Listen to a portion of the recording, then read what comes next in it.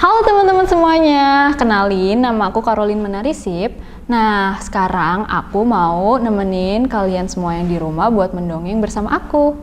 Oh iya, hari ini aku juga nggak sendirian loh. Aku ditemenin sama dua rekan aku, yaitu Icil sama Oci. Ayo, sini masuk. Nah, ini dia nih guys yang mau nemenin aku mendongeng. Sini deketan dong, deketan. Oke. Yang mana Icil, yang mana Oci nih? Halo, aku Oci. Halo, nama aku Icil. Oh, berarti ini Oci, ini Icil. Iya. Oh, gitu guys. Ini Oci, ini Icil. Yaudah, berarti semua teman-teman yang di rumah udah pada kenal kan sama mereka. Nah, yaudah, kita langsung aja mulai mendongengnya. Oh iya, sebelum itu aku mau nanya dulu nih sama Icil. Dongeng hari ini tuh tentang apa sih, Cil? Kisah cinta Kak Caroline sama Kak Elvin. Astaga, guys, oh my god, kamu tahu dari mana, Cil? Tahu-tahuan aja dia, astaga. Ya ampun, yang bener nih, Oci, kita mau mendongeng tentang apa nih? Icil mah nggak bener. Oke guys, jadi kali ini dongengnya adalah legenda Sang Kuryang asal-usul Tangkuban Perahu. Nah, itu dongeng yang bener, Icil. Nah, itu maksud Icil. Endasmu dari mana? Duh, Icil, Oci, ya udah, jangan berantem, oke? Kalau gini kita nggak mulai nih ngedongengnya. Ya udah, langsung mulai aja ya. Oke. Ya udah, kita langsung mulai aja. Icil sama Oci mau ngedongeng nih buat kalian. Yuk. Deketan dong. Iya. Semangat. Iya. Yuk, kita mulai dongeng. 1, 2, 3. Pada zaman dahulu kala, seekor babi tengah melintas di sebuah hutan belantara. Babi hutan itu sedang merasa kehausan di tengah panasnya terik matahari. Pada saat dia mencari-cari mata air, dia melihat ada air yang tertampung di pohon keladi hutan. Segera diminumnya air itu untuk melepas dahaga. Tanpa disadarinya, air itu adalah air seni Raja Sungging Prabangkara. Karena kesaktian Raja Sungging Prabangkara, babi hutan itu pun mengandung setelah meminum air seninya. 9 bulan kemudian, babi hutan melahirkan seorang bayi perempuan. Raja Sungging Prabangkara mengetahui perihal adanya bayi perempuan yang terlahir karena air seninya itu. Dia pun pergi ke hutan untuk mencarinya. Ditemukannya bayi perempuan itu, dia pun memberinya nama Dayang Sumbi dan membawanya pulang ke istana kerajaan. Dayang Sumbi tumbuh menjadi perempuan yang sangat cantik wajahnya. Serasa tak terbilang jumlah raja, pangeran dan bangsawan yang berkehendak memperistikan anak perempuan Raja Sungging Prabangkara itu. Namun semua pinangan ditolak Dayang Sumbi dengan halus. Sama sekali tidak diduga oleh Dayang Sumbi, mereka yang ditolak pinangannya itu saling berperang sendiri untuk memperebutkan dirinya. Dayang Sumbi sangat bersedih mengetahui kenyataan bahwa para pangeran, raja, dan bangsawan yang ditolaknya saling melakukan peperangan. Dia pun memohon kepada Raja Sungging Prabangkara untuk mengasingkan diri. Sang raja akhirnya mengizinkan anaknya tersebut untuk mengasingkan diri. Dayang Sumbi mengasingkan diri di sebuah bukit ditemani oleh seekor anjing jantan bernama Si Tumang. Untuk mengisi waktu luangnya selama dalam pengasingan, Dayang Sumbi pun menenun. Alkisah, ketika Dayang Sumbi sedang menenun, peralatan tenunnya terjatuh.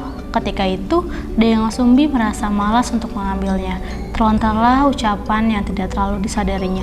Siapapun yang juga bersedia mengambilkan peralatan tenunku yang terjatuh, seandainya itu laki-laki, akan kujadikan suami. Jika dia perempuan, akan kujadikan saudara. Tak disangka, Si Tumang mengambil peralatan tenun yang terjatuh itu dan memberikannya kepada Dayang Sumbi.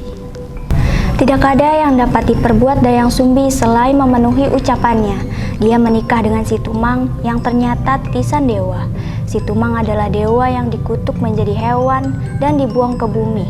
Beberapa bulan setelah menikah, Dayang Sumbi pun mengandung dan melahirkan seorang bayi laki-laki.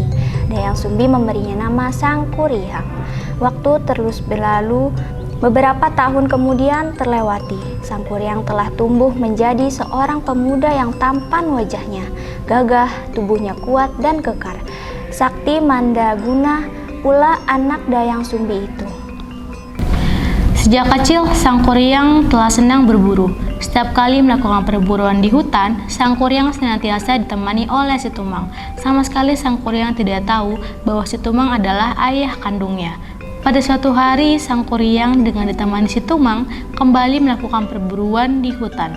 Sang Kuryang berniat mencari Kijang karena ibunya sangat mengendaki memakan hati Kijang. Setelah beberapa saat berada di dalam hutan, Sang Kuryang melihat seekor Kijang yang tengah merumput di balik semak belukar. Sang Kuryang memerintahkan si Tumang untuk mengejar Kijang itu. Sangat aneh, si Tumang yang biasanya penurut ketika itu tidak menuruti perintahnya. Sang Kuryang menjadi marah. Katanya, "Jika engkau tidak tetap menuruti perintahku, niscaya aku akan membunuhmu." Ancaman Sang Kuryang seakan tidak dipedulikan si Tumang. Karena jengkel dan marah, Sang Kuryang lantas membunuh si Tumang. Hati anjing hitam itu diambilnya dan dibawanya pulang ke rumah. Sang Kuryang memberikan hati si Tumang kepada ibunya untuk dimasak. Tanpa disadari Dayang Sumbi bahwa hati yang diberikan anaknya adalah hati suaminya, dia kemudian memasak dan memakan hati itu. Maka tak terkira amarah Dayang Sumbi kepada Sang Kuryang ketika dia tahu hati yang dimakannya adalah hati si Tumang. Dia lalu meraih gayung yang terbuat dari tempurung kelapa dan memukul kepala Sang Kuryang hingga kepala Sang Kuryang terluka. Sang Kuryang sangat marah dan sakit hati dengan perlakuan ibunya itu. Menurutnya ibunya lebih menyayangi si Tumang dibandingkan dirinya. Maka tanpa pamit kepada Dayang Sumbi ibunya, Sang Kuryang lantas pergi mengembara ke arah timur. Dayang Sumbi sangat menyesal setelah mengetahui kepergian Sang Kuryang anaknya. Dia pun bertapa dan memohon ampun kepada para dewa atas kesalahan yang diperbuatnya. Para dewa mendengar permintaan Dayang Sumbi. Mereka menerima permintaan maaf itu dan mengaruniakan Dayang Sumbi kecantikan abadi. Syahdan. Sang Kuryang terus mengembara tanpa tujuan yang pasti. Dalam pengembaraannya, Sang Kuryang terus menambah kesaktiannya dengan berguru kepada orang-orang sakti yang ditemuinya selama pengembaraan. Bertahun-tahun Sang Kuryang mengembara, tanpa disadari dia kembali ke tempat di mana dia dahulu dilahirkan. Sang Kuryang terpesona dengan kecantikan Dayang Sumbi yang abadi. Dia tidak menyadari bahwa perempuan cantik yang ditemuinya di hutan adalah ibu kandungnya sendiri. Hal yang sama terjadi juga pada Dayang Sumbi yang tidak menyadari pemuda gagah yang sakti itu adalah Sang Kuryang anaknya. Karena saling jatuh cinta, mereka pun merencanakan untuk menikah. Sebelum pernikahan dilangsungkan, Sang Kuryang berniat untuk berburu. Dayang Sumbi membantu Sang Kuryang mengenakan penutup kepala. Ketika itulah Dayang Sumbi melihat luka di kepala calon suaminya. Teringatlah dia pada anak lelakinya yang telah meninggalkannya. Dia sangat yakin pemuda gagah itu tidak lain adalah Sang Kuryang anaknya. Dayang Sumbi kemudian menjelaskan bahwa ia sesungguhnya adalah ibu kandungnya dari Sang Kuryang. Oleh karena itu, dia tidak bersedia menikah dengan anak kandungnya tersebut. Namun Sang Kuryang yang telah dibutakan oleh hawa nafsu tidak memperdulikan penjelasan Dayang Sumbi. Dia tetap bersikukuh untuk menikahi Dayang Sumbi. "Jika memang begitu kuat keinginanmu untuk menikahiku, aku mau engkau memenuhi satu permintaanku," kata Dayang Sumbi. "Apa permintaan yang engkau kehendaki?" tantang Sang Kuryang. Dayang Sumbi mengajukan syarat yang luar biasa berat, yaitu dia ingin sungai Citarum dibendung untuk dibuat danau, dan di dalam danau itu ada perahu besar.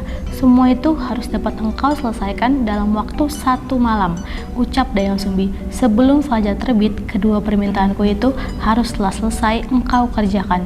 Tanpa ragu, Sang Kuryang pun menyanggupi permintaan dari Dayang Sumbi. "Baiklah, aku akan memenuhi permintaanmu." Sang Kuryang segera bekerja mewujudkan permintaan Dayang Sumbi. Pertama kali dia menebang pohon besar untuk dibuatnya sebuah perahu. Cabang dan ranting pohon yang tidak dibutuhkannya ditumpukan. Tumpukan cabang dan ranting pohon itu kemudian hari menjelma menjadi gunung burangrang.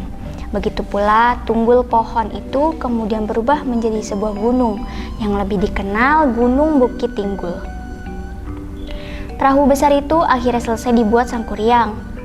Pemuda sakti itu lantas berniat membendung aliran sungai Citarum yang deras untuk dibuatnya sebuah danau.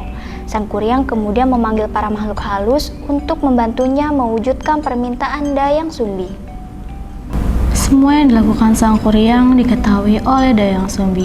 Terbit kecemasan dalam hati Dayang Sumbi ketika melihat pekerjaan Sang Kuryang sebentar lagi selesai. Dia harus menggagalkan pekerjaan Sang Kuryang agar pernikahan dengan anak kandungnya itu tidak terlaksana. Dia pun memohon pertolongan dari para dewa. Setelah berdoa, Dayang Sumbi mendapat petunjuk. Dayang Sumbi lantas menebarkan buah rarang. Dia juga memaksa ayam jantan berkokok di saat waktu masih malam. Para makhluk halus sangat ketakutan ketika mengetahui fajar telah tiba. Mereka berlari dan menghilang ke segala penjuru. Mereka meninggalkan pekerjaannya membuat danau dan perahu yang belum selesai. Sang Kuryang sangat marah. Dia merasa Dayang Sumbi telah berlaku curang kepadanya. Ia sangat yakin jika fajar sesungguhnya belum tiba. Dia merasa masih tersedia waktu baginya untuk menyelesaikan pekerjaannya. Dengan kemarahan tinggi, Sang Kuryang lantas menjebol bendungan di Shanghai Tikoro. Sumbat aliran Citarum lantas dilemparkannya ke arah timur, yang kemudian menjelma menjadi gunung melayang. Air yang semula memenuhi danau itu pun menjadi surut. Serasa belum reda kemarahannya, Sang Kuryang lantas menendang perahu besar yang telah dibuatnya hingga terlempar jauh dan jatuh terkelungkup. Menjelmalah perahu besar itu menjadi sebuah gunung, yang kemudian disebut Gunung Takuban Perahu. Kemarahan Sang Kuryang belum reda. Dia mengetahui semua itu sesungguhnya adalah siasat dari Dayang Sumbi untuk menggagalkan pernikahan dengannya. Dengan kemarahan yang terus meluap, Dayang Sumbi pun dikejarnya. Dayang Sumbi yang ketakutan terus berlari untuk menghindari hingga akhirnya menghilang di sebuah bukit. Bukit itu kemudian menjelma menjadi Gunung Putri. Sedangkan Sang Kuryang yang tidak berhasil menemukan Dayang Sumbi akhirnya menghilang ke alam gaib. Yeay, udah selesai. Yeay. Gimana tadi ceritanya, seru banget gak sih? Dari Sumbi itu parah banget gak sih dia, ya kan? Hai. Hai Kak Karolin. Udah selesai nih dongengnya. Asik dong. Asik dong. Wih, ceritanya udah selesai guys. Gimana? Keren gak? Keren dong pastinya. Oh iya, aku mau tanya nih sama Oci kali ya. Jadi pesan moral yang bisa kita ambil dari dongeng yang tadi dibacain tuh apa sih, Ci?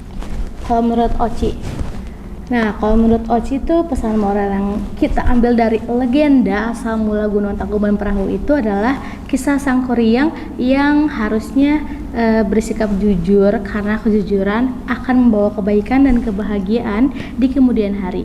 Perbuatan curang akan merugikan diri sendiri serta bisa mendatangkan musibah bagi siapapun atau orang lain. Wih, keren banget. Icil bisa nggak? Icil mau mikir mulu. Kayak Oci dong. Asik. Wah, keren banget sih nih Icil sama Oci keren banget bacain dongengnya tadi. Gimana, ngap nggak? Sil dah. Capek banget. Capek banget tuh. Nggak apa-apa ya, yang penting teman-teman di rumah seneng dan bisa dengerin dongeng dari kita-kita. Ya udah, segitu aja dulu kali ya. Terima kasih ya Ocil, Ici. Oh iya, ntar dulu.